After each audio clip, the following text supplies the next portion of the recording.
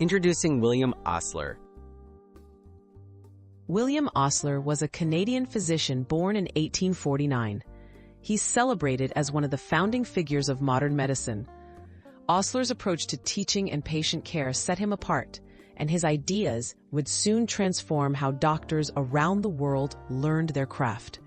He believed that medicine should go beyond textbooks, and actual patient experience was essential. Medical education before Osler. Before Osler's reforms, medical education consisted mostly of lectures and theoretical study. Students rarely saw patients firsthand, and many graduates went into practice with little real-world experience.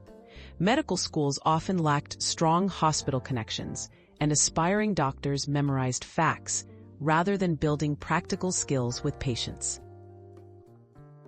The Osler Revolution. Bedside teaching. Osler revolutionized learning by making bedside teaching central to medical education. At Johns Hopkins Hospital, he required students to work with patients directly on hospital wards. This hands-on approach emphasized observation, diagnosis, and care at the patient's side, turning hospitals into living classrooms and shaping a more skilled, empathetic generation of doctors. The medical residency system. Osler also introduced the residency system, a model in which recent medical graduates stayed at hospitals to continue learning while overseeing patients under supervision. This not only ensured doctors gained deeper experience, but also created a formal structure for continued training, which quickly became a global standard in medical education. Osler's enduring legacy.